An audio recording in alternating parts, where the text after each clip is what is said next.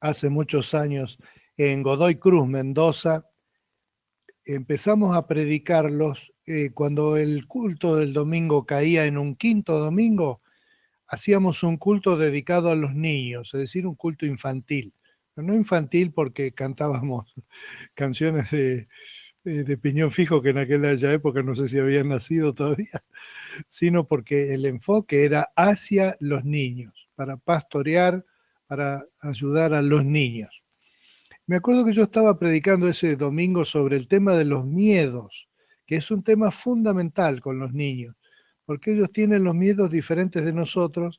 Nosotros los adultos, me refiero, pensamos que lo que nos preocupa a nosotros, esos son los verdaderos motivos para temer, pero eh, hay que desmitificar un poquito ese de las cosas a las que nosotros le tenemos temor y valorar a las cosas también que a los chicos le causan miedo. El miedo al cuco, ya lo mencioné los otros días, no importa si el cuco existe o no.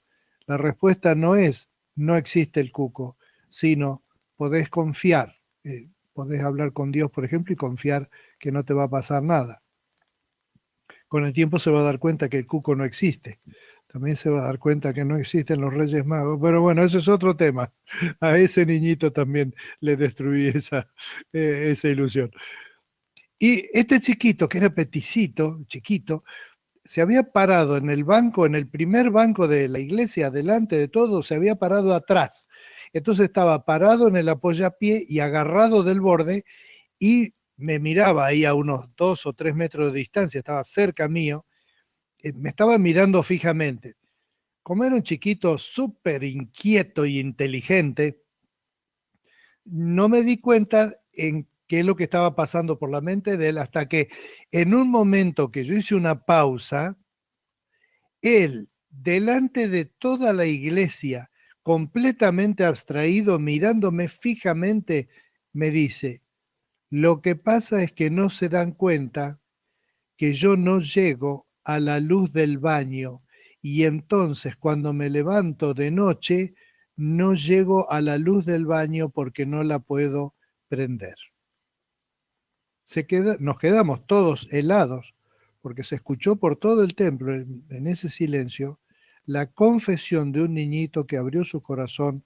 Siempre le estaré agradecido por eso, al miedo que él tenía. Y vos decís, ay, pobrecito, no, no, no, no, no, no, no, no, no, no. Hay que entender lo que él dijo, hay que sentir lo mismo que él sintió. De paso, las llaves de la luz están siempre puestas alrededor de 1,20 m de altura.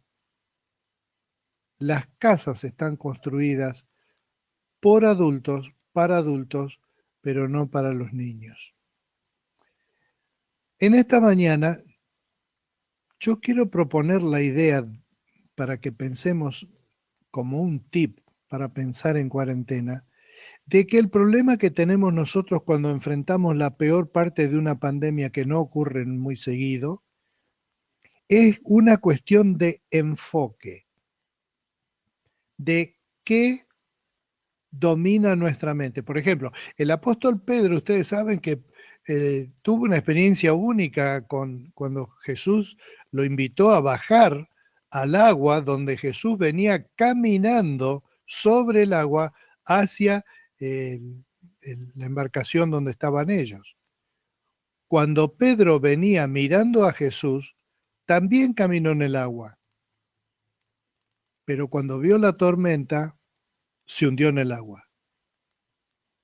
Ese ejemplo, eso que le pasó a Pedro, es muy gráfico de lo que pasa con nosotros cuando nos desenfocamos, cuando nos asusta los truenos, los relámpagos, el agua, el ruido de la lluvia, las piedras pegando en el tejado, el ruido del viento silbando entre los árboles, etcétera.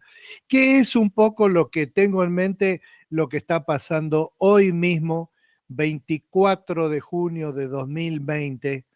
No va a pasar siempre ni siempre pasó, pero estamos en un momento muy difícil desde el punto de vista epidemiológico, político, económico, social y mundial.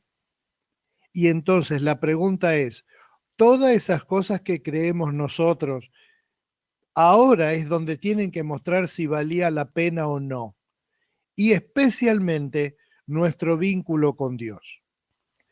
En Jeremías 33, el texto que voy a leer es cuando Jeremías estaba detenido en el patio de una comisaría. Estaba preso y el pueblo de Israel estaba cautivo.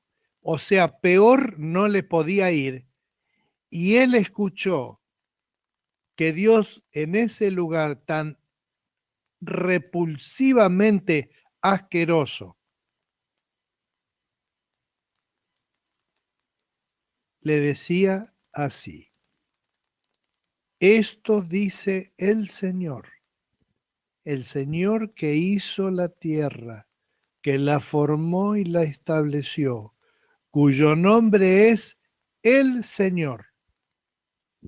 Pídeme y yo te daré a conocer secretos sorprendentes que no conoces acerca de lo que está por venir.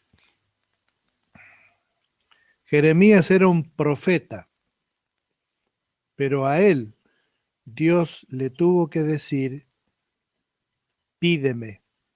Es interesante que Jesús también usó esta idea, la idea de pedirle a Dios, de confiar en Él. Uno confía en las personas a las que le pide. En estos tiempos se ha notado mucho que la gente, por ejemplo, le pide al gobierno, han ofrecido estos temas de los créditos y eso, y la gente hace cola para pedir, pero no tiene confianza en el gobierno a que le están pidiendo.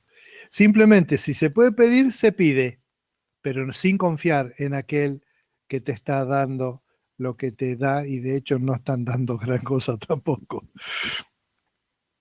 Mucha gente se acerca a Dios así, se acerca, pero no se acerca a Dios, se acerca a ver si consigue algo.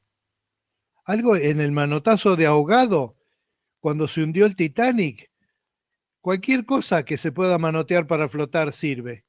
Un pedazo de madera, un bidón de plástico o algo. Bueno, en el Titanic no había bidones de plástico, pero cualquier cosa que sirva para flotar sirve. Entonces me aferro a eso, pero no porque tenga confianza en eso, sino porque es lo que tengo a mano. Y hoy día hay mucha gente que está haciendo eso. Y de hecho también es la forma como mucha gente se está acercando también a Dios. No porque tiene confianza en Dios, no le creen a Dios. Pero por las dudas, una experiencia tristísima que tuve. Y se las voy a contar enseguida como conclusión. Explica justamente lo dramático que es cuando nosotros, como el protagonista de la película sobre el Titanic, soltamos nuestro salvavidas y nos hundimos en el agua helada. Enfoquémonos en nuestro Dios. Dios está vivo, está latente, está cerca, está con nosotros. Somos nosotros los que no estamos con Él. ¿Qué queremos de Él? Que nos dé cosas, más de las que ya tenemos. Bien, es que son necesarias. Bien, bien, bien. Pero calmate, respira hondo, mirá, enfocate en Dios y pedile. Sé específico. Mucha gente ora tipo, Señor, que no falte el pan en la mesa de tus hijos. ¿Y que no falte el pan en la mesa de tus hijos? ¿No es demasiado genérico? ¿No es una cosa que todo el mundo estaría de acuerdo? ¿Expresa eso mi deseo por algo específico? No, es una oración tipo genérica. Bendice a todos, perdona a todos los pecadores, cuida a todos los de la iglesia y bendice a todos los gobernantes. No, no. Concéntrate en pedir cosas específicas. Pedí por el presidente Alberto Fernández, como dice la escritura que hay que hacer. No, no, ya sé, ya sé. Pero enfocate en él, imagínate su cara y decí, Padre, este es nuestro presidente para este tiempo.